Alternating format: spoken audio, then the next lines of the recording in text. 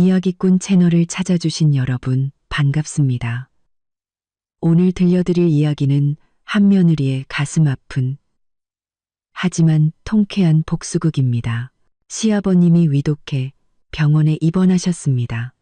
저는 72시간 꼬박밤을 새워 간병했죠. 그런데 유언장을 작성할 때가 되자 바쁘다던 시누이와 시동생이 약속이라도 한 듯 나타났습니다. 시어머니는 두 사람에게 집문서를 하나씩 쥐어주더니 저에게는 8천만 원짜리 병원비 계산서를 던지며 계산하라고 하더군요. 저는 소란 피우지 않고 딱 한 가지 일을 했습니다.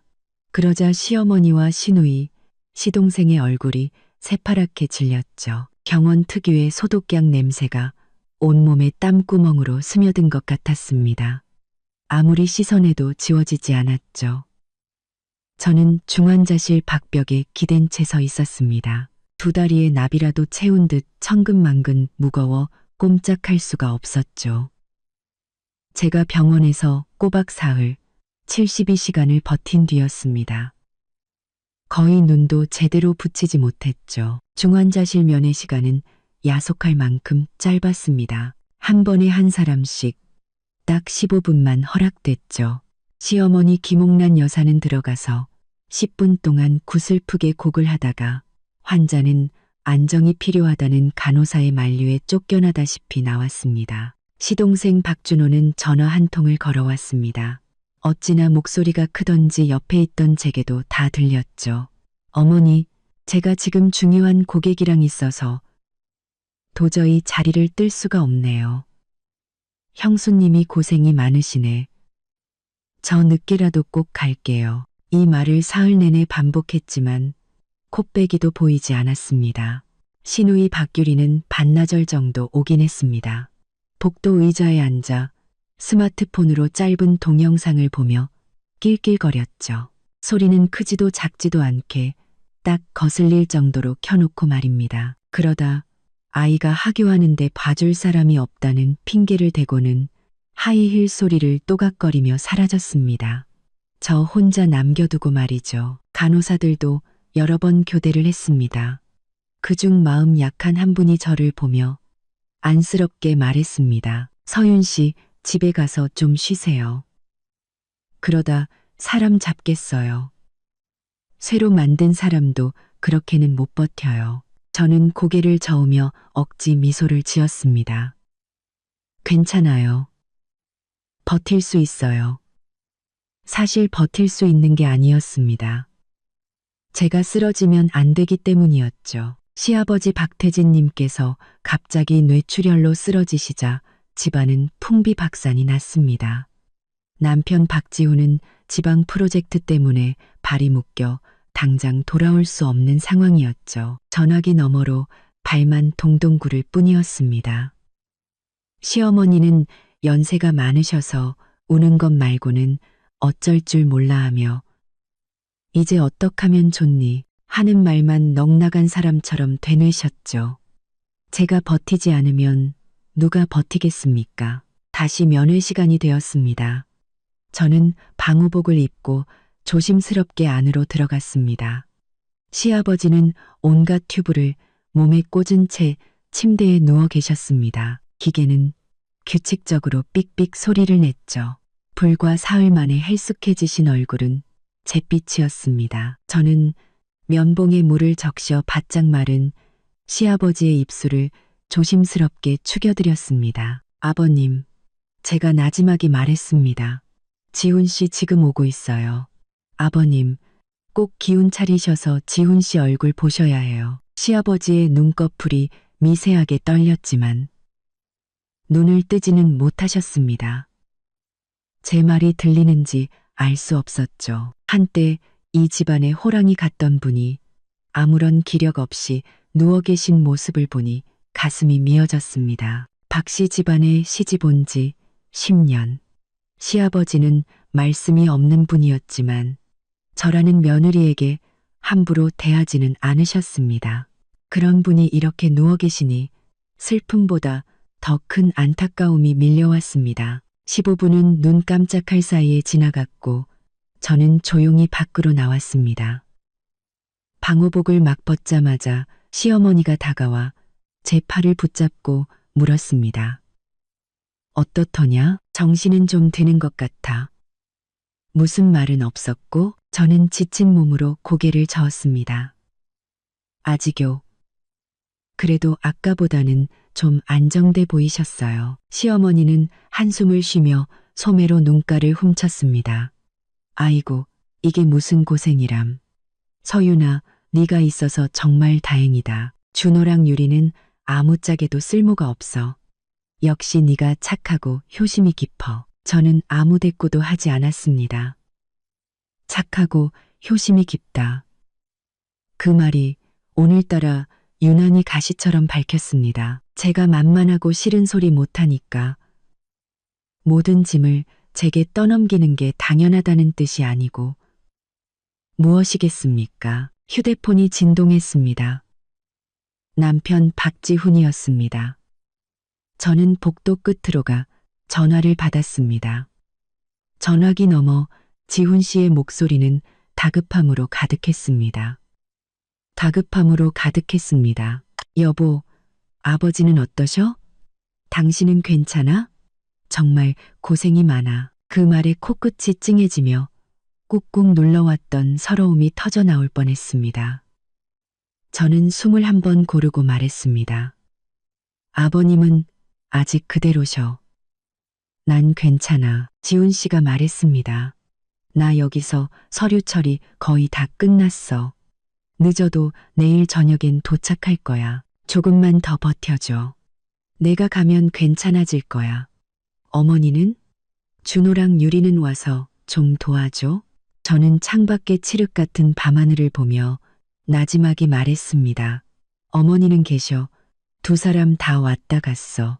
일이 있다고 금방 갔지만 전화기 너머로 지훈 씨는 잠시 말이 없었습니다. 이내 한숨과 함께 말했죠. 걔들이 다 그렇지 뭐. 여보, 정말 미안하고 고생 많아. 내가 금방 갈게. 전화를 끊고 휴대폰 화면 속 우리 세 식구의 사진을 보는데 눈시울이 뜨거워졌습니다. 서러움. 어찌 서럽지 않겠습니까? 하지만 지금 그에게 이런 말을 할 수는 없었습니다. 멀리 있는 사람 걱정만 시킬 뿐 아무런 도움이 되지 않으니까요. 저는 다시 중환자실 앞으로 돌아왔습니다. 시어머니는 긴 의자에 앉아 꾸벅꾸벅 졸고 계셨죠. 저는 조금 떨어진 의자에 앉아 잠시 눈을 붙이려 했습니다. 막 눈을 감았을 때 휴대폰이 다시 울렸습니다. 회사 부장님이었습니다. 심장이 덜컥 내려앉았습니다. 저는 벌떡 일어나 비상계단으로 향했습니다. 부장님의 목소리는 짜증이 가득했습니다. 강 대리, 그 프로젝트 보고서 도대체 언제 줄 겁니까? 거래처에서 몇 번이나 독촉 전화가 왔어요. 사흘이나 휴가 냈으면 충분한 거 아닙니까? 일은 일이고 집안일은 집안일이지. 언제까지 팀에 민폐 끼칠 거예요? 저는 연신 사과했습니다. 죄송합니다. 부장님, 시아버님께서 아직 중환자실에 계셔서 상황이 좋지 않습니다. 제가 어떻게든 내일 꼭 시간 내서 보고서 마무리해서 보내드리겠습니다. 겨우 부장님을 달래고 전화를 끊었습니다. 차가운 벽에 기댄 채 온몸에 힘이 빠져나가는 것을 느꼈습니다. 일과 가정, 두 개의 거대한 산이 저를 짓누르는 것 같았습니다. 이 짐을 함께 짊어져야 할 가족들은 지금 어디에 있는 걸까요? 저는 깊은 한숨으로 눈물을 삼켰습니다. 지금은 약해질 때가 아니었습니다. 버텨야 했습니다. 하지만 마음 한구석이 점점 더 차갑고 단단하게 굳어갔습니다. 시아버지의 병환이 흔든 것은 단지 그의 건강만이 아니었습니다. 이 가족의 평온한 수면 아래 제가 애써 외면해왔던 무언가까지 수면 위로 끌어올리고 있었습니다. 시어머니의 역시 네가 착하고 효심이 깊다는 말은 제 머리를 옥죄는 주문 같았습니다. 불평할 자격조차 박탈당한 기분이었죠. 차가운 벽의 감촉이 몽롱해지려던 정신을 겨우 붙잡아 주었습니다. 착하다는 건 부당한 일을 당해도 벙어리처럼 입 다물고 모든 고통과 힘듦을 혼자 감내해야 한다는 뜻일까요? 저는 세게 얼굴을 문질러 피로와 마음속의 한기를 털어내려 애썼습니다. 지금은 이런 생각을 할 때가 아니었습니다. 아버님이 아직 저 안에 누워 계셨으니까요. 저는 버텨야 했습니다. 중환자실 앞으로 돌아오자 잠에서 깬 시어머니가 활짝 웃으며 통화하고 있었습니다. 어머, 유리야. 그래, 그거 사면 되지. 응, 응, 바로 그 상표 맞아. 내 아빠가 예전에 참 좋아했지. 응, 내 새언니 여기 있어. 걱정 말고. 아기가 기침을 좀 한다고? 아이고, 그럼 신경 써야지. 얼른 병원 데려가 봐. 여긴 병균도 많으니까 오지 말고. 애 잘 돌보는 게 먼저야. 전화를 끊은 시어머니는 저를 보고는 미소를 살짝 거두며 한숨을 쉬었습니다. 유리야. 아빠가 좋아하시던 과자라도 사다 드리고 싶다고 아침부터 성화였는데 괜히 헛걸음만 했지 뭐야. 들어오지도 못하는데. 쯧쯧. 근데 애가 또 아프다니. 정말 속상해. 저는 아무 말 없이 다시 의자에 앉았습니다. 과자라니. 중환자실에서 면봉으로 겨우 입술만 축이시는 분께 과자가 무슨 소용이란 말입니까? 시누이는 참 시기적절하게도 효심을 표현했습니다. 말 한마디로 자신은 쏙 빠져나가면서 아버지를 생각하는 착한 딸 역할까지 톡톡히 해냈으니까요. 시어머니는 제 침묵을 눈치채지 못한 듯 혼잣말처럼 말을 이었습니다. 준호도 아까 전화 왔었어. 그 큰 고객이 엄청 까다로워서 오늘 저녁도 늦게까지 접대해야 한다네. 아마 못 올 것 같다고. 에휴, 남자란다 그렇지 뭐. 사업이 우선이지. 이해해야지.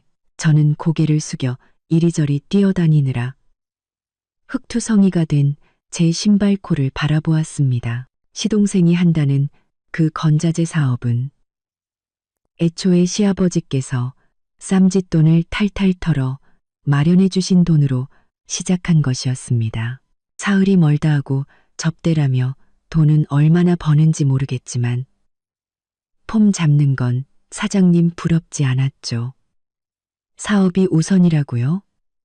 그럼 제 일은요? 아침 9시부터 저녁 6시까지 일해서 겨우 생활비를 대고 딸아이 학원비를 내는 제 일은 언제든 희생되어도 좋은 하찮은 것인가요? 어머니, 저는 고개를 들고 최대한 평온한 목소리로 말했습니다. 지훈 씨, 내일 저녁에 도착한대요. 시어머니는 고개를 끄덕이며 얼굴에 진심으로 안도하는 기색을 띠었습니다. 지훈이가 오면 됐어. 오면 됐지. 역시 남자가 있어야 집안의 중심이 잡히고 내 마음도 놓인다니까. 그 말은 가는 바늘이 되어 제 심장을 콕 찔렀습니다. 제가 사흘 밤낮을 꼬박 세우며 자리를 지킨 것은 중심을 잡은 게 아니라 그저 힘만 쓰는 하찮은 노동이었을 뿐이라는 뜻이었죠. 그때 간호사가 다가와 다시 면회를 할 수 있다고 알려주었습니다. 시어머니는 급히 손사래를 쳤습니다. 서윤아, 네가 들어가. 네가 들어가. 나는 마음이 아파서 내 아빠 저런 꼴은 못 보겠다. 저는 거절하지 않고 일어나 다시 그 파란 방호복을 입었습니다. 병실에 들어서자 시아버지는 여전히 혼수 상태였습니다. 안색은 아까보다 더 잿빛으로 변한 듯 했습니다. 저는 늘 하던 대로 면봉으로 입술을 적셔드렸습니다. 덩실에 들어섭니다.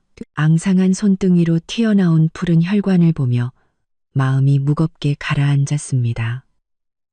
이 손으로 한평생 이 가정을 일으키셨는데 지금은 이렇게 힘없이 늘어져 있었습니다. 아버님, 저는 나지막이 말했습니다. 그분께 하는 말인지 제 자신에게 하는 말인지 모를 말이었습니다. 힘내셔야 해요. 그분께 하는 말인지 그 순간 시아버지의 손가락이 아주 미세하게 움찔했습니다. 저는 깜짝 놀라 얼굴을 가까이 가져가 그 손을 뚫어지라 쳐다보았습니다. 하지만 그 미세한 움직임은 제 착각이었던 것처럼 사라져버렸습니다. 감시장치의 숫자와 곡선은 여전히 안정적으로 움직이며 상황이 나빠지지도 좋아지지도 않았음을 알려주고 있었습니다. 15분이 금방 지나갔고 저는 희망인지 더 깊은 근심인지 모를 감정을 안고 밖으로 나왔습니다. 밤은 점점 깊어지고 복도는 무서울 만큼 조용했습니다. 이따금 당직 간호사의 조심스러운 발걸음 소리만 들려왔죠. 시어머니는 긴 의자에 외투를 덮고 다시 잠든 듯 했습니다. 저는 잠이 오지 않았습니다. 머릿속이 복잡했죠. 결혼 초 시아버지는 꽤 위험 있는 분이셨습니다. 말수는 적었지만 일 처리는 반듯하셨고 집안의 대소사는 거의 그분이 결정하셨죠. 시어머니는 주관이 없어 모든 것을 남편 뜻에 따랐습니다. 그때 시동생 박준호는 아직 철없이 놀기 바빴고 시누이 박규리는 막 연애를 시작할 때였습니다. 온 가족 중 저와 박지훈이 가장 안정적이었죠. 출퇴근하며 평범한 나날을 보냈습니다. 청다사나십니다. 언제부터였을까요? 모든 게 변하기 시작한 것이 아마 딸이 태어난 후였을 겁니다.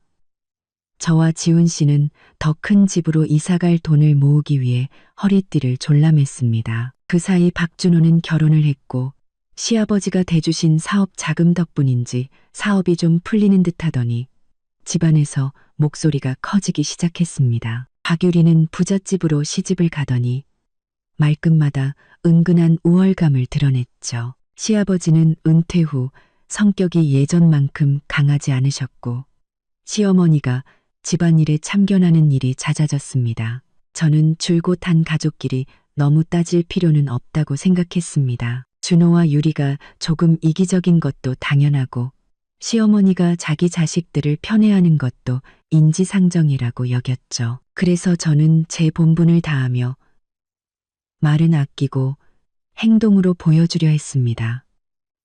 그러면 아무 문제 없을 거라고 믿었습니다. 하지만 시아버지의 병화는 이 가족의 화목한 가면을 벗겨버렸습니다. 제가 72시간을 뜬 눈으로 버틴 대가는 이해가 아니라 더욱 당연해진 의존과 무시였습니다. 시어머니의 착하다는 말, 시동생과 시누이의 바쁘다는 핑계가 찬물처럼 제 가슴에 쏟아졌습니다. 새벽녘, 시어머니가 허리가 아프다며 잠에서 깼습니다. 병원 의자가 너무 딱딱해서 못 견디겠다는 것이었죠. 괴로워하는 모습을 보니 저는 말할 수밖에 없었습니다. 어머니, 저쪽 휴게실 소파에서 좀 누워 계세요. 제가 여기서 지키고 있다가 무슨 일 있으면 바로 부를게요. 시어머니는 잠시 망설이더니 허리를 두드리며 그곳으로 갔습니다. 텅 빈 복도에는 저 혼자 남았습니다.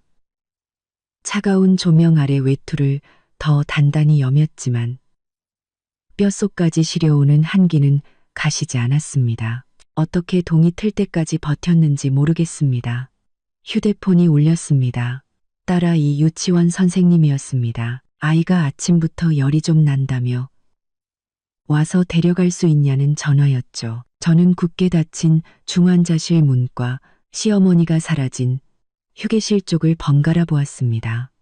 가슴에 손뭉치가 꽉 들어찬 듯 답답했습니다. 휴게실 문틈으로 보니 시어머니는 소파에서 코까지 골며 깊이 잠들어 있었습니다.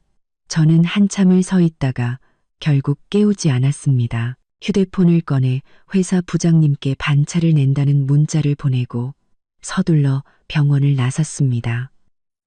딸을 데리러 가야 했습니다. 차가운 새벽 공기를 맞으며 불덩이 같은 딸아이를 안고 동네 의원으로 향했습니다. 제 자신이 한계까지 늘어난 고무줄 같았습니다. 언제 끊어져도 이상하지 않을 만큼 아슬아슬했죠. 가족이라는 사람들은 제 사정을 알기나 할까요? 신경이 났을까요? 끔찍한 생각이 처음으로 선명하게 떠올랐습니다.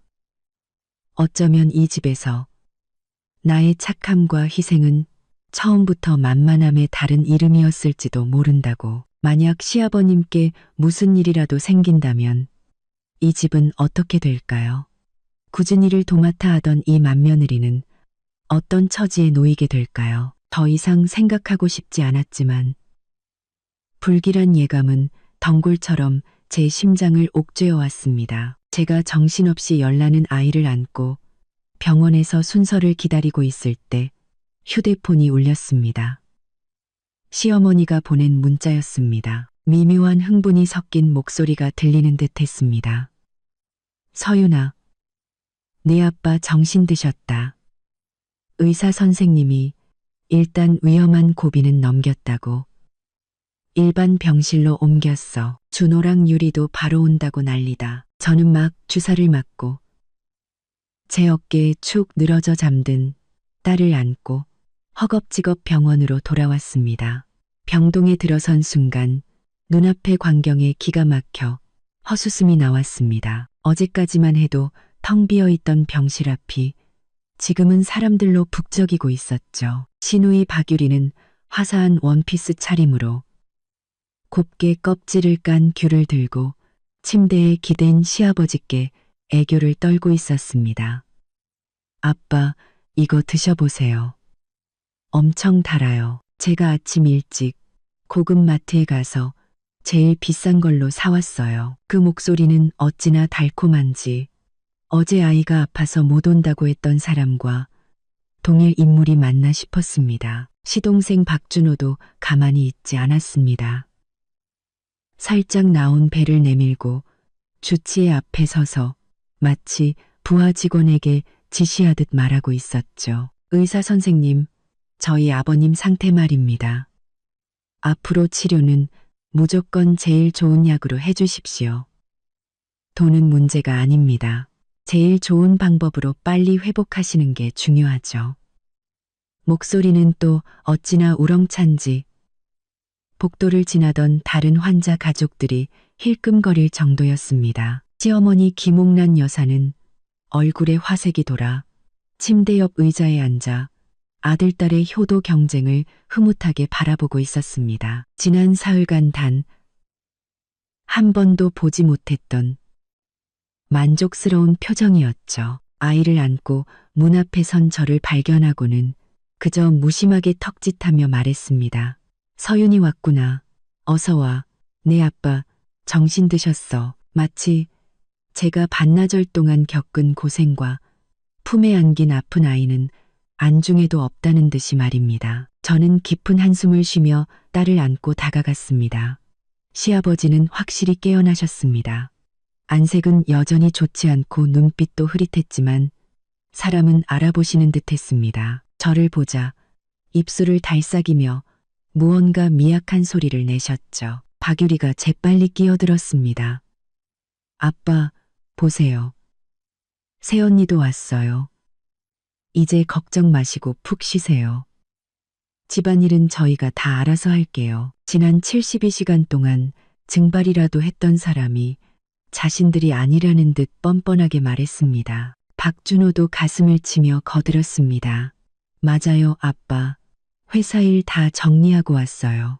며칠 동안은 제가 여기서 아빠 곁을 지킬 테니 걱정 마세요. 두 사람이 주고받는 말을 듣고 있자니 그리고 아들딸의 효도에 만족스러워하는 시어머니의 얼굴을 보니 속이 울렁거렸습니다. 저는 조용히 딸을 구석 빈 의자에 눕히고 작은 담요를 덮어준 뒤 침대 곁으로 다가가 조용히 물었습니다. 아버님, 좀 어떠세요? 물이라도 좀 드릴까요? 시아버지는 희미하게 고개를 저으며 제 얼굴을 몇 초간 바라보다가 창밖으로 시선을 돌리셨습니다. 그제야 시어머니는 제 딸을 발견한 듯 물었습니다. 애는 왜 그러니? 제가 열이 좀 나서 주사 맞고 왔어요. 라고 대답하자 시어머니는 하고는 금세 아들딸에게로 관심을 돌렸습니다. 준호야, 유리야. 너희도 힘들 텐데 어서 앉아라. 서윤아, 넌 가서 물 좀 떠오너라. 내 아빠 얼굴 좀 닦아드리게. 저는 침대 옆 탁자 위에 가득 채워진 물주전자를 힐끗 보고는 말없이 들고 나왔습니다. 물을 받아 돌아오는 길 병실 문 앞에서 시어머니의 낮지만 흥분된 목소리가 들려왔습니다. 깨어나서 다행이야. 정말 다행이지. 영감, 당신은 모를 거야. 당신이 쓰러져 있는 동안 내가 얼마나 가슴 졸였는지. 우리 집 두 채랑 그 예금 말이야. 정신이 좀 들면 확실히 해둬야겠어. 당신 정신 멀쩡할 때 정할 건 정해놔야지. 저는 그 자리에 얼어붙었습니다. 집, 예금.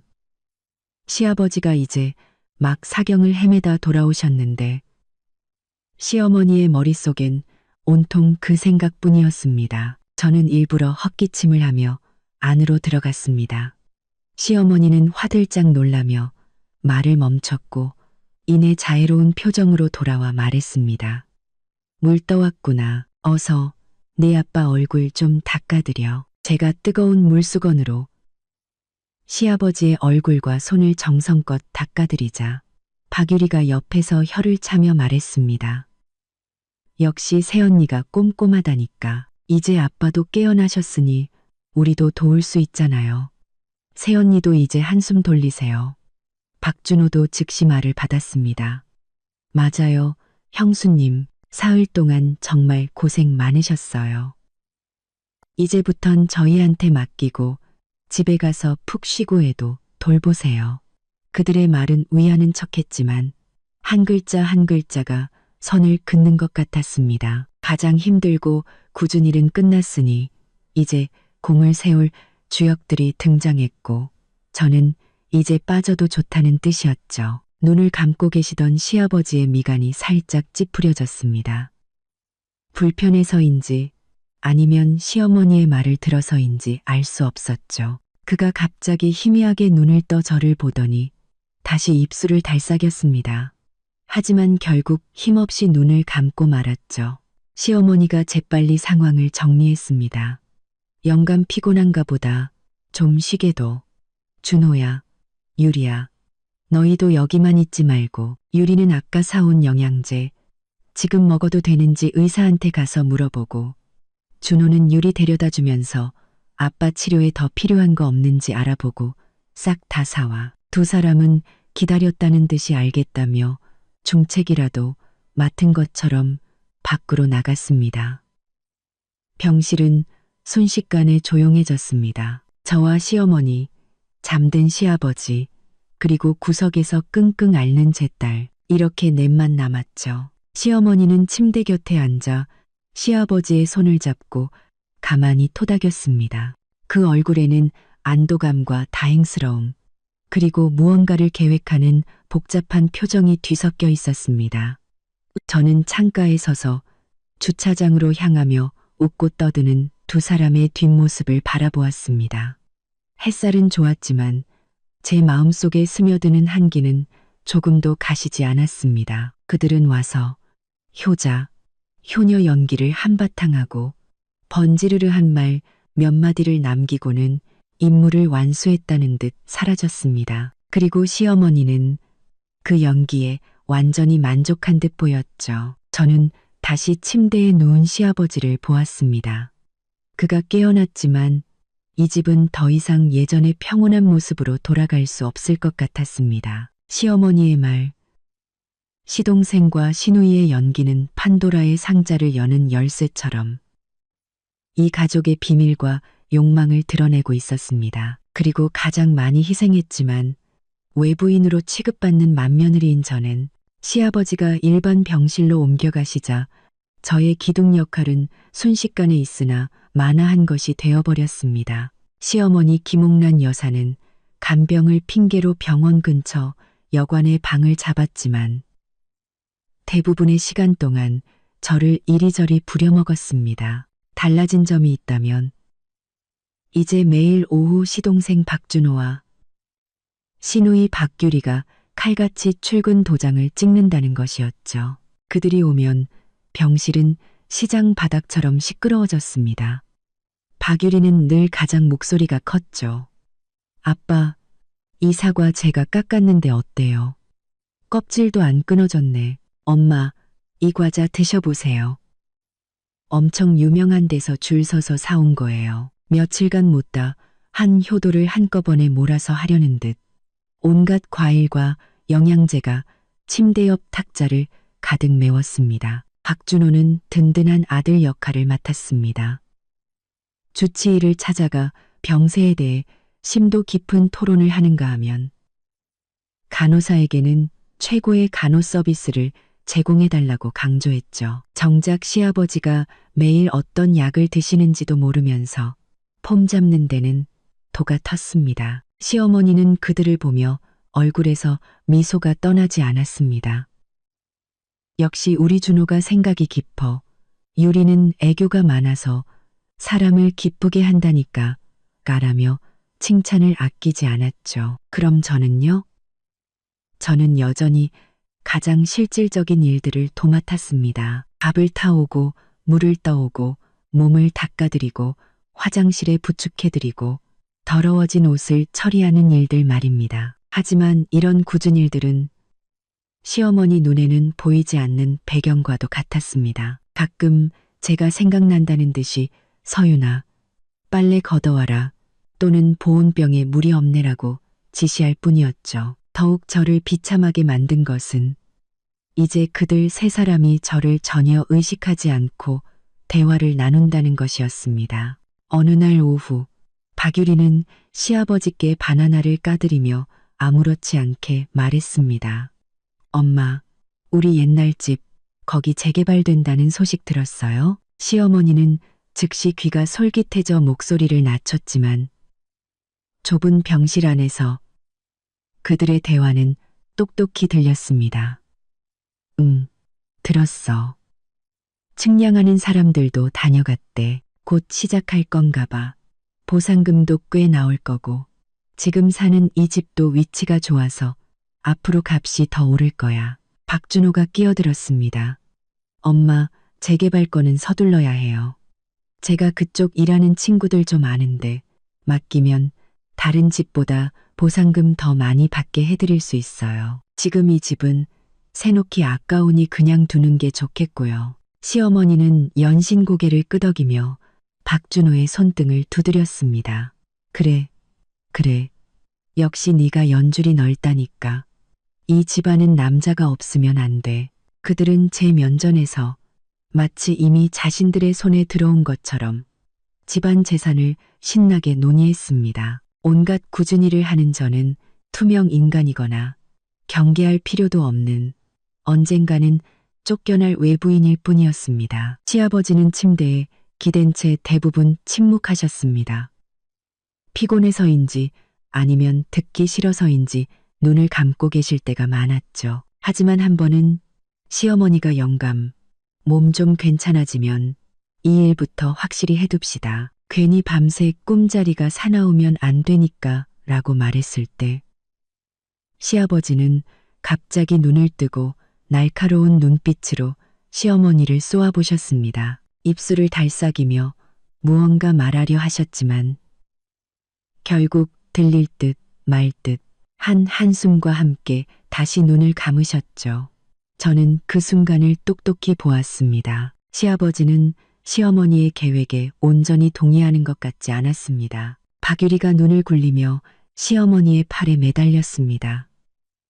엄마, 그럼 나중에 어떻게 나눠요? 오빠만 더 챙겨주면 안 돼요. 시어머니는 딸의 등을 가볍게 치며 말했습니다. 이 바보야, 엄마가 너희를 어떻게 차별하겠니? 다 내 손가락인데.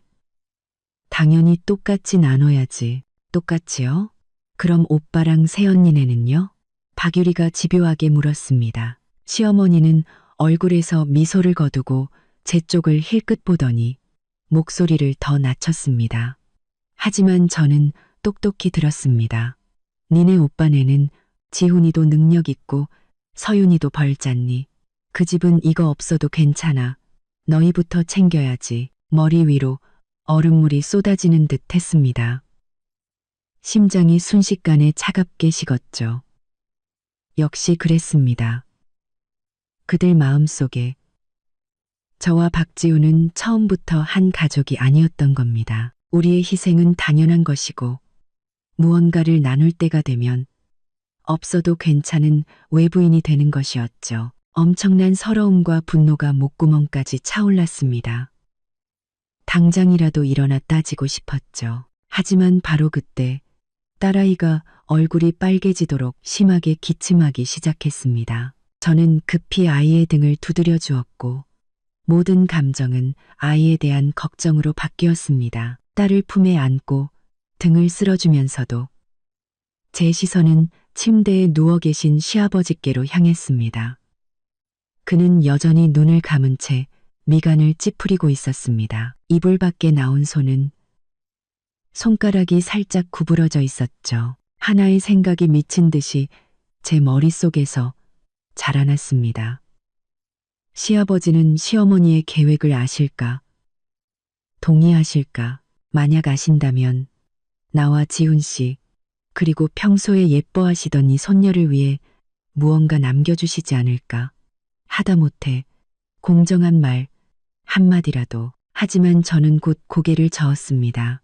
시아버지는 평소 이런 집안일에 관여하지 않으셨고 돈과 집은 모두 시어머니가 관리했습니다.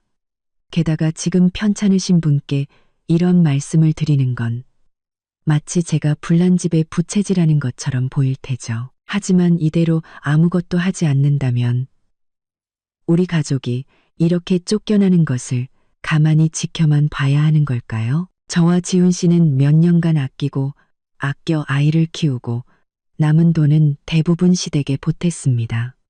특히 박준호가 도박빚을 졌을 때 그 빚을 갚는데 큰 돈을 보탰었죠. 딸의 기침이 잦아들고 아이는 제 품에서 잠이 들었습니다. 저는 품 안의 아이와 저편에서 여전히 밝은 미래를 계획하고 있는 가족이라는 사람들을 번갈아 보았습니다. 이 집에 대한 마지막 미련마저 산산조각 나는 것 같았습니다. 여기서 소란을 피워봤자 소용없습니다. 그러면 저는 착하지 않은 며느리, 재산을 탐하는 며느리, 집안의 화목을 깨는 며느리가 될 뿐이겠죠. 시어머니는 분명 그렇게 몰아갈 것이고 박준호와 박유리는 즉시 그 편에 설 것입니다.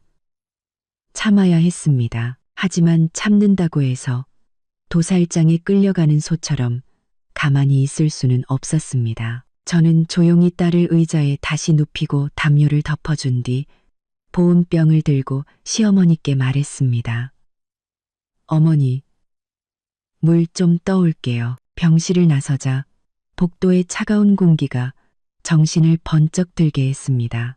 더 이상 예전처럼 바보같이 희생만 하고 있을 수는 없었습니다. 이제 저 자신과 지훈 씨, 그리고 딸을 위해 무언가 계획해야 했습니다. 하지만 어떻게? 평범한 직장인인 제가 무엇을 할 수 있을까요? 시아버지께 직접 말씀드릴까요? 저렇게 편찮으신 분께 차마 입이 떨어지지 않았습니다. 설령 말한다 해도 제 말을 믿어주실까요? 무거운 마음으로 물을 받아 돌아오는 길, 의사 사무실을 지나치게 되었습니다. 마침 주치의가 다른 환자 가족에게 무언가를 설명하고 있었습니다.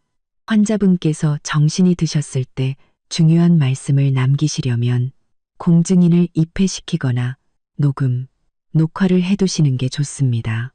나중에 분쟁의 소지를 없앨 수 있거든요. 공증, 녹음. 제 심장이 세차게 뛰기 시작했습니다. 한 번도 해본 적 없는 대담한 생각이 안개 속에 갇혀있던 제 머릿속을 번개처럼 갈라놓았습니다. 만약 시아버지께서 정말로 시어머니의 분배 방식에 불만이 있으시다면 기회가 있을지도 모릅니다. 하지만 너무 위험한 생각이었습니다. 시아버지께서 과연 그런 말씀을 해주실지, 우리를 위해 시어머니의 뜻을 거스를 의향이 있으실지 알 수 없었습니다. 만약 시어머니와 다른 식구들에게 들키기라도 한다면 저는 병실 문 앞에 서서 미지근하게 식은 보온병 손잡이를 꽉 쥐었습니다. 심장이 미친 듯이 뛰었죠. 이런 생각을 한순간부터 이 가족과 나 사이에 지난 10년간 유지되어 온 얇은 온정의 막이 완전히 찢어졌음을 직감했습니다. 저는 깊이 숨을 들이쉬고 병실 문을 열었습니다. 시어머니와 시동생, 시누이는 여전히 소곤거리며 웃고 있었고 시아버지는 눈을 감은 채 누워 계셨습니다. 모든 것이 평소와 같아 보였지만 저는 알 수 있었습니다. 무언가 이미 돌이킬 수 없이 변해버렸다는 것을. 시아버지께서 희미하게 내뱉으신 서윤아, 미안하다는 그 한마디. 이 집은 달궈진 인두처럼 제 가슴을 찢었습니다. 아프면서도 알 수 없는 불안감에 휩싸였죠. 대체 무슨 말씀을 하고 싶으셨던 걸까요? 시어머니와 시동생, 시누이의 편애를 알아채고 제게 미안함을 느끼신 걸까요? 아니면 이 집에 곧 닥칠 폭풍을 경고하신 걸까요? 그 후 며칠간 저는 불안한 마음으로 시아버지를 더욱 세심하게 돌봤습니다. 어떻게든 기회를 만들어 못다 하신 말씀을 듣고 싶었죠. 하지만 시아버지의 정신은 좋았다 나빴다를 반복했고 깨어있는 시간은 점점 줄어들었습니다. 설령 깨어 계셔도 대부분 몽롱한 상태였죠. 시어머니와 박준호, 박규리는 문지기처럼 병실을 지키고 있어 단둘이 대화할 기회는 좀처럼 찾아오지 않았습니다. 마치 눈앞에 결정적인 비밀이 있는데 불투명한 유리창에 가려 아무것도 보이지 않는 듯한 답답함이었습니다. 시어머니와 식구들도 시아버지의 상태가 좋지 않음을 눈치챘는지 더 자주 병원을 찾았습니다. 그리고 말끝마다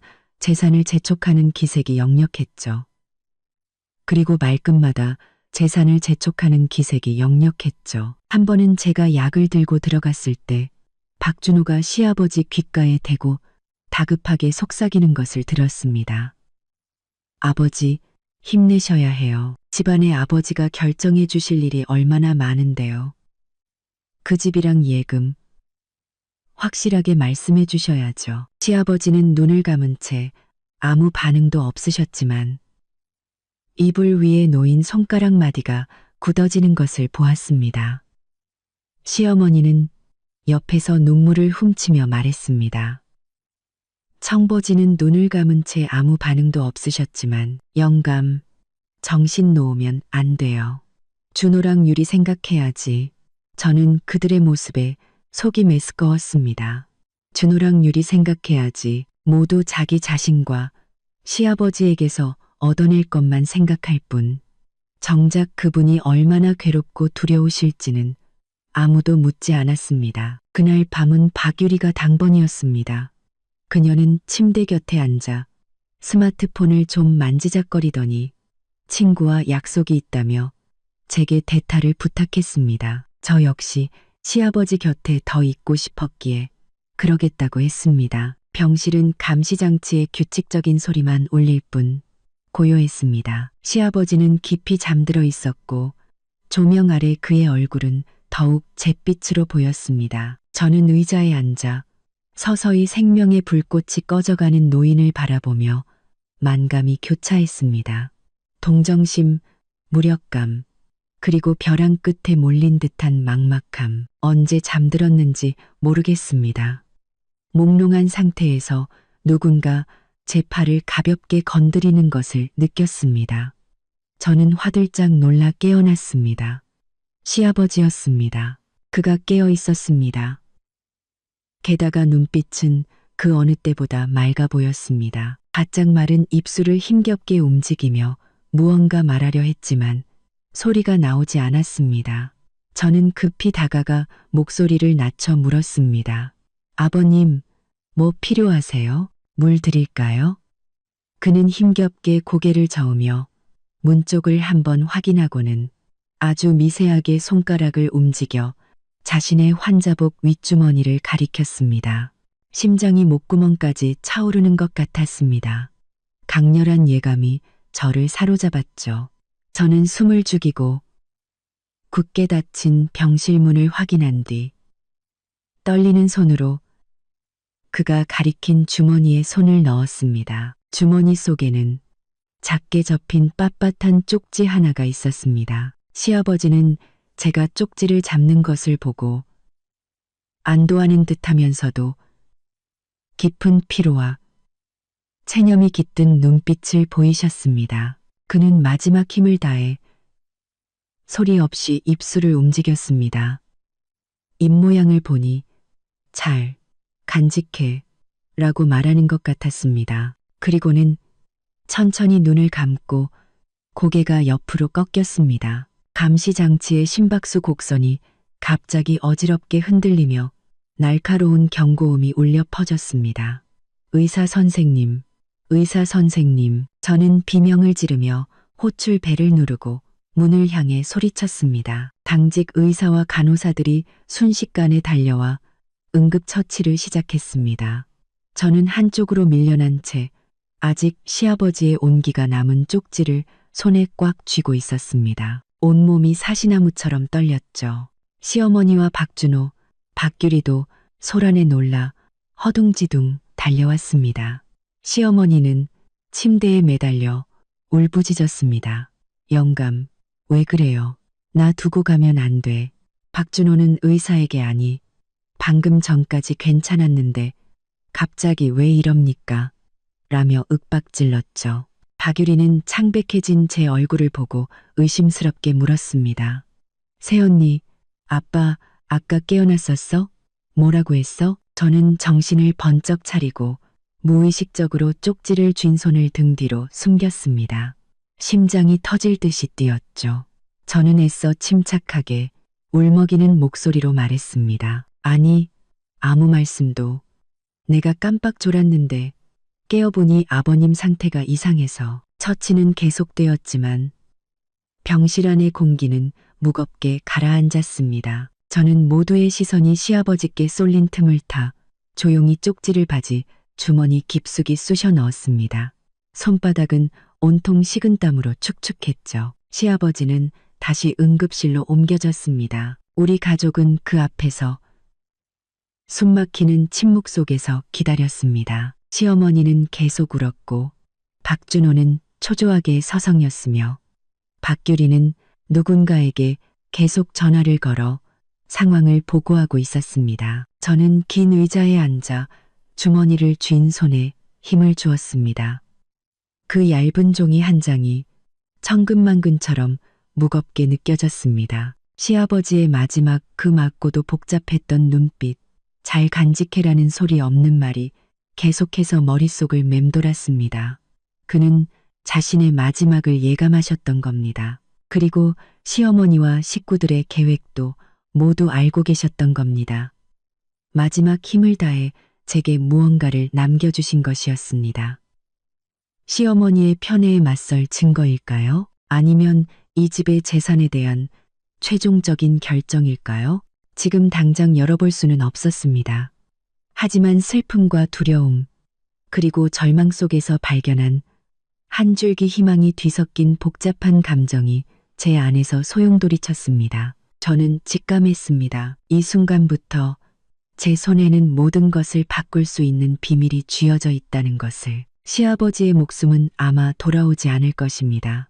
하지만 그가 남긴 이 쪽지는 제가 시어머니와 시동생, 시누이에 맞설 유일하고도 마지막 무기가 될 것입니다. 응급실 문이 열리고 의사 선생님이 마스크를 벗으며 우리를 향해 고개를 저었습니다. 시어머니는 비명을 지르며 바닥에 주저앉았고 박준호와 박유리도 달려가 통곡하기 시작했습니다. 저는 그 자리에 서서 눈물을 흘렸습니다. 한 노인의 죽음을 애도하며 그리고 지난 10년간에 결코 가깝지는 않았지만 평온했던 시아버지와 며느리 관계의 끝을 슬퍼하며 하지만 그보다 더 차가운 결심이 제 마음속에 자리 잡았습니다. 시아버지가 돌아가셨으니 이제 이 집에서 시어머니와 식구들을 견제할 마지막 힘도 사라진 것입니다. 시아버지의 장례식은 성대하게 치러졌습니다. 시어머니 김옥란 여사는 최고급 수의와 관, 비싼 맷자리를 고집했습니다. 박준호와 박유리는 이번만큼은 놀라울 정도로 뜻을 같이하며 온갖 꾸준히를 도맡아 유난히 효심 깊은 자식들처럼 보였습니다. 저는 검은 상복을 입고 마찬가지로 상복을 입은 딸아이의 손을 잡고 사람들 틈에 서 있었습니다. 분주하게 조문객을 맞으며 칭찬을 받는 그들을 저는 묵묵히 지켜보았습니다. 준호가 정말 든든하네. 유리가 저렇게 슬피 우니 효심이 지극해. 사부인 기운 내세요. 자식들이 저렇게 잘 컸으니 아무도 구석에 선저와 영정 사진 속 할아버지를 멍하니 바라보는 어린 손녀에게는 관심을 두지 않았습니다. 저는 며칠간 영혼이 빠져나간 인형처럼 기계적으로 절을 하고 조문객을 맞았습니다. 제 모든 정신은 주머니 속 뜨거운 비밀을 지키는데 쓰이고 있었습니다. 그 쪽지는 아직 제대로 확인하지 못했습니다. 장례식 전날 밤 겨우 제 방 화장실 문을 잠그고 떨리는 손으로 펼쳐보았을 뿐입니다. 쪽지에는 딱 한 줄, 낯선 주소와 이름 하나가 적혀 있었습니다. 시아버지께서 극도로 쇠약한 상태에서 쓰신 듯 글씨는 심하게 흔들려 있었죠. 이게 대체 무엇일까요? 은행 비밀금고의 주소와 관리인일까요? 아니면 변호사의 연락처일까요? 시아버지께서 이걸 제게 주신 건 이 사람을 찾아가 무언가를 받으라는 뜻일까요? 수많은 의문이 머릿속을 맴돌았지만 깊이 생각할 시간이 없었습니다. 장례식은 사람들로 붐볐고 시어머니와 식구들은 슬픔을 연기하고 장례를 치르느라 바쁜 와중에도 이따금씩 저를 훑어보는 그들의 눈빛에는 알 수 없는 경계심과 조급함이 섞여 있었습니다. 장례식이 끝나고 마지막 조문객까지 떠나자 시어머니는 스위치를 끄듯 얼굴에서 슬픔을 거두었습니다. 그녀는 긴 한숨을 내쉬며 마찬가지로 안도의 한숨을 내쉬는 박준호와 박규리에게 말했습니다. 휴, 겨우 끝났네. 가자. 집에 가서 할 얘기가 있다. 그 목소리는 평온했지만 거부할 수 없는 단호함이 묻어 있었습니다. 박준호와 박유리는 눈빛을 교환했고 그들의 눈에는 약속이라도 한 듯 욕망의 불꽃이 일었습니다. 제 심장이 덜컥 내려앉았습니다. 올 것이 왔구나. 남편 박지훈은 프로젝트 마무리 때문에 이틀 뒤에나 돌아올 수 있었습니다. 지금 이 집에는 저 혼자 외부인으로 남아 있었죠. 저는 그들의 뒤를 따라 한때 제 집이라고 생각했던 그곳으로 돌아왔습니다. 거실은 장례식의 흔적과 향냄새로 어수선했고 공기는 무겁게 가라앉아 있었습니다. 시어머니는 상석 소파에 앉았고 박준호와 박규리는 좌우에 호위무사처럼 앉았습니다. 저는 잠이 든 딸을 안고 구석 의자에 앉았죠. 시어머니는 식어 빠진 찬물을 한 모금 마시고는 시선을 제게 고정했습니다. 내 아버지는 갔다. 이제 이 집은 우리끼리 꾸려나가야지. 박준호가 즉시 말을 받았습니다. 어머니, 걱정 마세요. 제가 있잖아요. 박유리도 질세라 충성을 맹세했죠. 맞아요, 엄마. 저희가 잘 모실게요.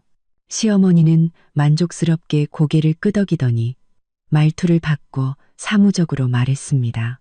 내 아버지가 갔으니 이제 집안일도 정리해야지. 나중에 딴소리 나와서 가족끼리 얼굴 붉히는 일 없게. 그녀는 낡은 가방에서 무언가를 꺼냈습니다.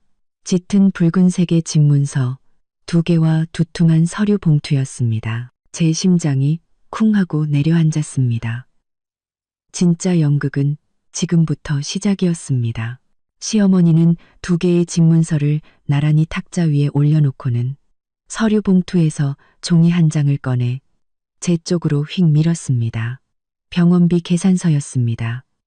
서윤아 시어머니의 목소리는 낮았지만 망치처럼 제 심장을 내리쳤습니다. 이건 내 아빠 병원비 내역서다. 전부 합쳐서 8천만 원쯤 되네. 한번 봐라. 8천만 원. 예상은 했지만 직접 들으니 눈앞이 캄캄해졌습니다. 우리 부부의 전 재산을 합쳐도 그 정도 될까 말까 한 돈이었습니다. 저는 그 종이에 손도 대지 않고 조용히 시어머니를 바라보았습니다. 시어머니는 제 평온한 반응에 잠시 당황한 듯 했지만 이내 집문서 2개를 들어 하나는 박준호에게 다른 하나는 박유리에게 건넸습니다.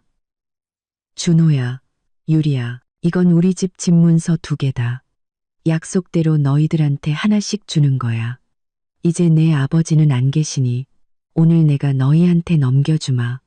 앞으로 잘 살아라. 2 사람은 거의 빼앗다시피 집문서를 받아들고는 얼굴에 숨길 수 없는 희열을 드러냈습니다. 그리고 시어머니는 다시 저를 보며 다정하지만 칼날 같은 목소리로 말했습니다.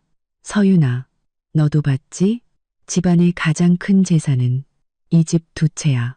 이제 준호랑 유리한테 줬고 지훈이는 맏이고 너는 맏며느리잖니.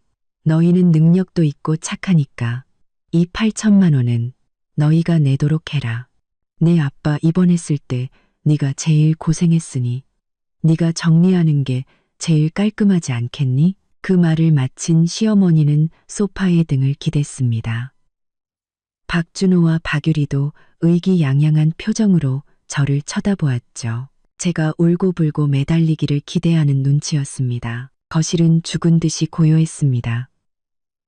저는 탁자 위에 그 8천만 원짜리 계산서와 시어머니의 뻔뻔한 얼굴, 그리고 동생들의 탐욕스러운 얼굴을 번갈아 보았습니다. 차가운 분노가 발끝에서부터 머리끝까지 치솟았지만 이상하게도 저는 극도로 침착해졌습니다. 저는 잠든 딸을 편안하게 고쳐 안고 천천히 자리에서 일어났습니다. 그리고 그들을 향해 아주 옅고 차가운 미소를 지으며 말했습니다. 네, 그 한마디에 3 사람의 얼굴이 순간 굳어졌습니다. 저는 그들의 당황한 표정을 뒤로하고 예전에 쓰던 방으로 들어가 문을 잠갔습니다. 밖에서 시어머니의 녹이 어린 목소리가 들려왔지만 더 이상 중요하지 않았습니다. 저는 차가운 문의 등을 기댄 채 주머니 속쪽지를 꽉 쥐었습니다. 그것은 구명줄이자 복수의 칼날이었습니다. 제가 지금 무슨 속셈이야? 문을 저렇게 쾅 닫고 들어가? 밖에서 시어머니의 믿을 수 없다는 듯한 목소리가 들렸습니다. 박유리의 날카로운 목소리가 뒤를 이었죠. 그러게 말이에요. 엄마. 꼭 우리가 자기한테 빚이라도 진 것처럼 구네. 8천만 원이 뭐 대수라고. 아빠 병원비인데 마디인 오빠랑 형님이 내는 게 당연한 거 아니에요? 박준호는 한결 여유로운 목소리로 말했습니다. 엄마, 유리야. 쟤랑 똑같이 굴지 마. 지금 충격받아서 저러는 거겠지. 지훈이 형 돌아오면 내가 얘기할게. 형은 말이 통하는 사람이니까. 말이 통하는 사람. 저는 속으로 비웃었습니다. 박지훈은 말이 통하죠.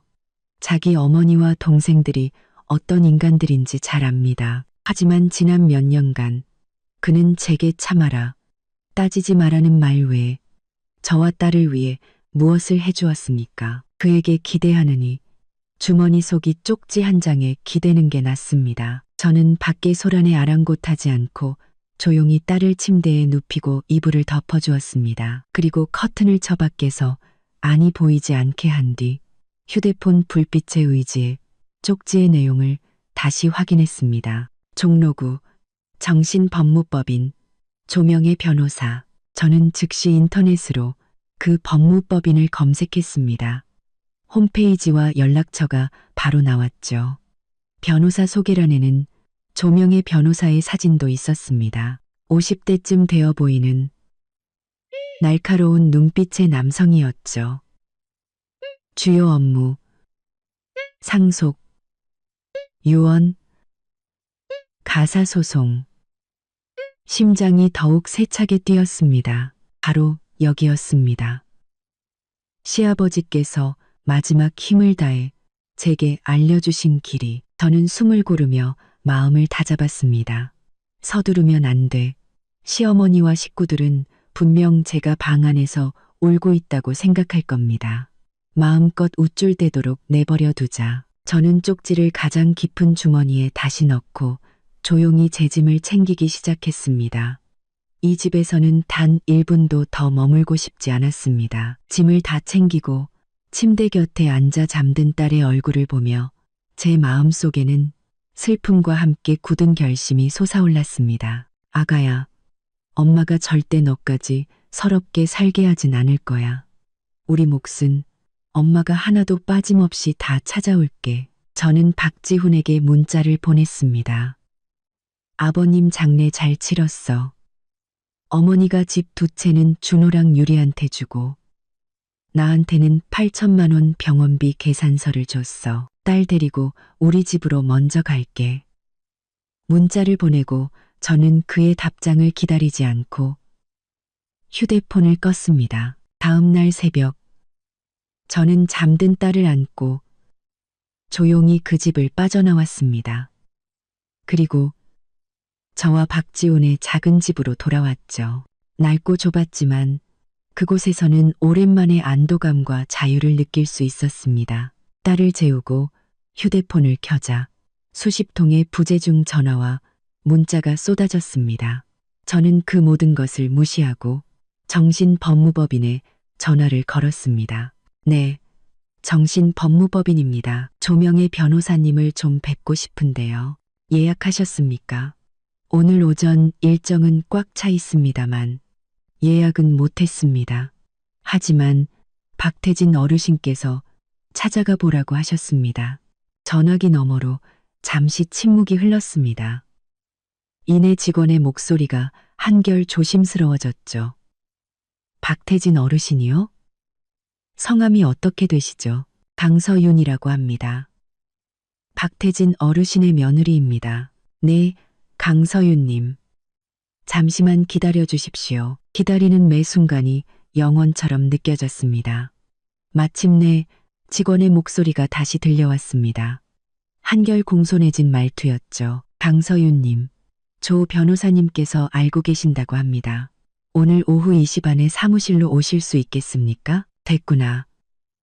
시아버님은 역시 모든 걸 준비해 두셨던 겁니다. 저는 흥분을 억누르며 대답했습니다. 네, 꼭 가겠습니다. 그날 오후 저는 약속 장소로 향했습니다. 잠시 후 사진에서 본 조명의 변호사가 두툼한 서류철을 들고 들어왔습니다. 강서윤님 맞으시죠? 네, 변호사님. 시아버님.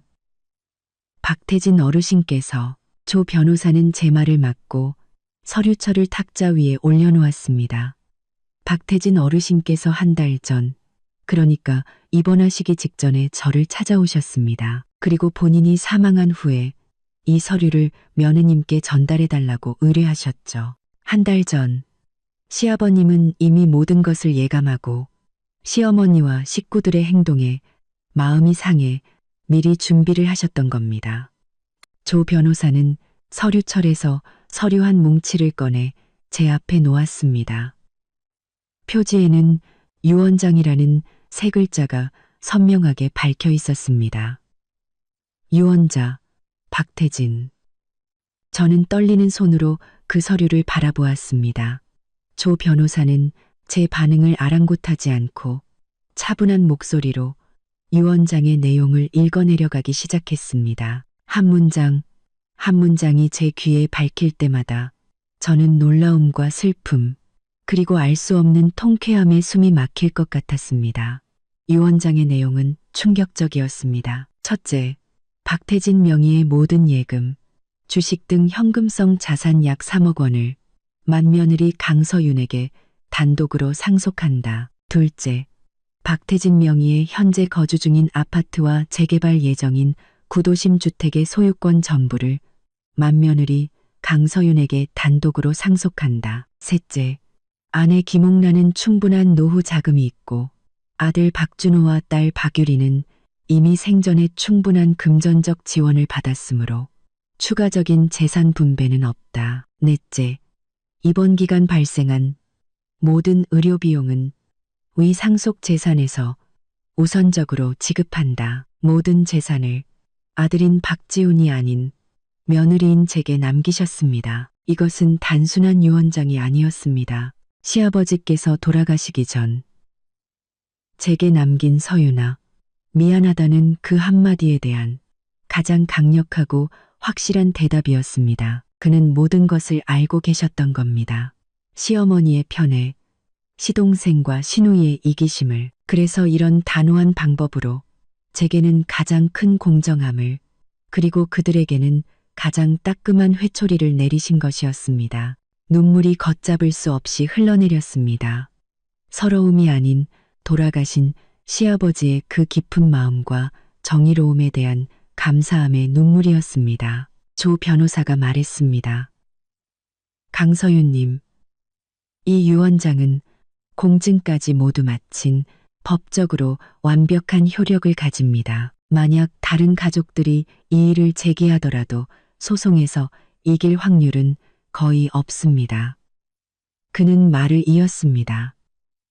박태진 어르신께서 그러셨습니다. 그르신께서 그러셨습니다. 우리 맏며느리에게 너무 많은 빚을 졌다. 더 이상 서럽게 살게 할 순 없다. 내가 든든한 버팀목이 되어주어 앞으로는 당당하게 살게 해주고 싶다고 말입니다. 그 말에 저는 결국 소리내어 울고 말았습니다. 시아버님, 모든 것을 알고 계셨군요. 저는 눈물을 닦고 굳은 표정으로 조 변호사를 바라보았습니다. 변호사님, 이제 제가 어떻게 해야 할까요? 조 변호사는 만족스러운 미소를 지으며 말했습니다. 우선 다른 상속인들에게 정식으로 이 유언장을 공개하십시오. 만약 그들이 불응하거나 유언장을 훼손하려 한다면 즉시 법적 절차에 들어가야 합니다. 저희 법무법인에 정식으로 의뢰하시면 변호사 명의의 내용 증명을 발송하고 재산 보전 신청 및 상속 재산 분할 소송까지 모두 진행해 드릴 수 있습니다. 네, 변호사님. 저는 그 어느 때보다 단단한 목소리로 말했습니다. 정식으로 의뢰하겠습니다. 제 시아버님의 유산 상속과 관련된 모든 법적 절차를 맡아주십시오. 사무실을 나오자 눈부신 햇살이 쏟아졌습니다. 저는 깊이 숨을 들이쉬었습니다. 주머니 속 유언장은 가장 든든한 방패이자 가장 날카로운 칼이었습니다. 시어머니, 박준호, 박유리, 당신들이 그토록 원하던 집문서와 8천만 원의 빚, 이제 게임은 시작되었습니다. 저는 휴대폰을 켜고 시어머니에게 전화를 걸었습니다. 여보세요? 서윤이냐? 어디 갔었어? 그 8천만 원 계산서는 어떻게 할 거야? 저는 차갑게 웃으며 말했습니다. 어머니, 준호랑 유리 씨 불러서 저녁 7시에 집으로 다 모이세요. 아버님 유언장을 찾았거든요. 그날 저녁 7시, 저는 남편 박지훈과 함께 그 집으로 돌아갔습니다. 시어머니와 시동생, 시누이는 이미 모여 있었고 탁자 위에는 여전히 집문서 2개와 8천만 원짜리 계산서가 놓여 있었습니다. 오빠, 왔어? 박유리가 빈정거리듯 말했습니다. 시어머니는 기다렸다는 듯이 지훈 씨에게 울먹이며 상황 설명을 시작했죠. 저는 그 말을 가로막고 가방에서 변호사에게 받은 유언장 원본이 든 봉투를 꺼내 탁자 위에 올려놓았습니다. 순간 거실의 공기가 얼어붙었습니다. 유언장, 시어머니가 비명처럼 외쳤습니다. 무슨 유언장? 영감이 언제 유언장을 썼다는 거야? 거짓말하지 마. 박준호도 벌떡 일어나 소리쳤습니다. 강서윤, 너 지금 무슨 장난이야? 어디서 가짜 서류나 주워와서 사람 속이려고 해. 저는 그들의 발악에 아랑곳하지 않고 천천히 봉투를 뜯어 공증 도장이 선명하게 찍힌 유언장을 꺼내 펼쳤습니다. 이건 공증까지 마친 법적 효력이 있는 유언장입니다. 아버님께서는 유언장에 당신 명의의 모든 예금 약 3억 원과 이 집 2채를 전부 저 강서윤에게 단독으로 상속한다고 명시하셨습니다. 뭐라고? 거짓말. 세 사람은 동시에 벌떡 일어났습니다. 얼굴은 믿을 수 없다는 충격과 분노로 일그러졌죠. 박준호가 달려들어 유언장을 빼앗으려 했지만 저는 재빨리 피하며 차갑게 말했습니다. 유언장 훼손도 범죄입니다. 변호사님이 그러시더군요. 감옥 갈 수도 있다고. 박준호의 손이 허공에서 멈칫했습니다. 시어머니는 얼굴이 새하얗게 질려 부들부들 떨며 제게 손가락질했습니다. 네가 영감을 꼬드긴 거야. 이 도둑 같은 년. 소송할 거야. 이 유언장은 무효야. 저는 그들의 발악을 차갑게 바라보며 유언장의 다른 내용을 읊었습니다. 아버님께서는 유언장에 어머니는 노후 자금이 충분하고 준호 씨와 유리 씨는 이미 생전에 많은 돈을 지원받았기에 추가 상속은 없다고 하셨습니다. 그리고 병원비 8천만 원은 제게 상속된 유산에서 지급하라고 명시하셨고요. 그러니 그 돈은 제가 알아서 낼 테니 더 이상 신경 쓰지 않으셔도 되겠네요. 시어머니는 말을 잇지 못하고 미친 사람처럼 제게 달려들었습니다. 지훈 씨가 황급히 앞을 막아섰죠. 거실은 순식간에 울음소리와 고함으로 아수라장이 되었습니다. 바로 그때 초인종이 울렸습니다. 요란하게 울리던 소음이 순간 멎었습니다. 모두의 시선이 문으로 향했죠. 저는 문가에 선 박유리를 보며 의미심장하게 웃었습니다. 문 열어. 조명의 변호사님이 오셨나 보네. 그 한마디에 세 사람의 얼굴에서 핏기가 싹 가셨습니다. 잠시 후 문이 열리고 조 변호사와 그의 조수가 들어섰습니다. 거실의 혼란스러운 분위기는 순식간에 차가운 법의 위험 앞에 압도당했죠. 조 변호사는 상황을 훑어보고는 시어머니를 향해 단호하게 말했습니다. 김옥란 여사님, 이 유언장은 법적으로 완벽한 효력을 지니고 있습니다. 불만이 있으시면 소송을 제기하십시오. 하지만 승소 확률은 거의 없을 겁니다. 그리고 지금부터 상속인인 강서윤 씨의 재산권을 침해하는 어떤 행위도 용납되지 않을 것입니다. 즉시 이 집에서 퇴거할 준비를 하십시오. 그의 말 한마디 한마디는 쇠사슬이 되어 그들의 마지막 바람마저 꽁꽁 묶어버렸습니다. 변호사가 돌아간 후 거실은 정막에 휩싸였습니다. 시어머니는 소파에 주저앉아 넋나간 표정이었고 박준호와 박유리는 패배감에 고개를 숙이고 있었죠. 저는 탁자 앞으로 다가가 그 8천만 원짜리 계산서를 집어들었습니다. 그리고 시어머니를 보며 말했습니다. 어머니, 이 8천만 원은 아버님 유산으로 제가 처리할 테니 걱정 마세요. 그리고 이 집과 다른 재산들은 이제부터 당신들과는 아무 상관없는 제 것입니다. 그 후 저는 변호사를 통해 모든 법적 절차를 신속하게 진행했습니다. 두 채의 집은 모두 제 명의로 이전되었고 시아버님의 예금도 모두 제 통장으로 옮겨졌습니다. 두 채의 집은 모두 제 명의로 이전되었고 8천만 원의 병원비도 깔끔하게 정산했죠. 시어머니는 결국 박준호의 집 거실에 행군 침대를 놓고 지내게 되었습니다. 며느리의 눈치를 보며 사는 삶이 오죽했을까요? 박준호의 사업은 자금줄이 끊기자마자 위태로워졌고 박유리는 남편에게 과거에 돈 받은 사실을 들켜 집안에서 입지가 좁아졌다고 합니다. 저는 거기서 멈추지 않았습니다. 시아버지의 서랍에서 발견한 박준호와 박유리에게 몰래 돈을 빌려준 기록이 적힌 수첩을 들고 다시 조 변호사를 찾아갔습니다. 그 금액은 총 1억 원에 달했습니다. 조 변호사는 그것이 명백한 증거라며 즉시 그 돈을 반환하라는 내용 증명을 두 사람에게 보냈죠. 그것이 결정타였습니다. 박유리는 울면서 전화에 이혼당하게 생겼다며 제발 봐달라고 애원했고 박준호는 이성을 잃고 전화로 욕설을 퍼부었습니다. 저는 그 모든 것에 법대로 합시다라는 한마디로 응수했습니다. 저는 그 유산으로 사치하지 않았습니다. 먼저 저와 딸을 위한 보험과 교육 자금을 마련했고 남은 돈으로 아담한 새 아파트를 장만했습니다. 남편과 제 공동 명의로 말이죠. 그리고 시아버지의 유산 중 일부였던 집 한 채는 세를 놓아 안정적인 수입원으로 삼았습니다. 이제 저는 더 이상 남의 눈치를 보며 살지 않습니다.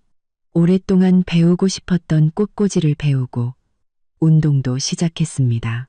제 삶의 주인이 된 기분이었죠. 남편 박지훈도 이전의 우유부단함을 버리고 든든한 가장이 되어주었습니다. 가끔 그들이 어떻게 살고 있는지 소문으로 듣습니다. 서로 책임을 떠넘기며 후회와 가난 속에서 허덕이고 있다고 합니다. 하지만 그들의 이야기는 이제 제게 아무런 감흥을 주지 못합니다. 그들이 뿌린 씨앗을 그들 스스로 거두고 있을 뿐이니까요. 어느 주말 오후 새로 이사한 집 거실 창가에 서서 햇살 아래 뛰어노는 딸아이와 남편의 모습을 바라보았습니다. 진정한 가족과 행복이 무엇인지 저는 이제야 비로소 깨닫게 되었습니다. 과거의 상처는 저를 더 단단하게 만들었고 앞으로의 제 인생은 오직 저 자신을 위해 그리고 사랑하는 가족을 위해 제가 직접 써 내려갈 것입니다.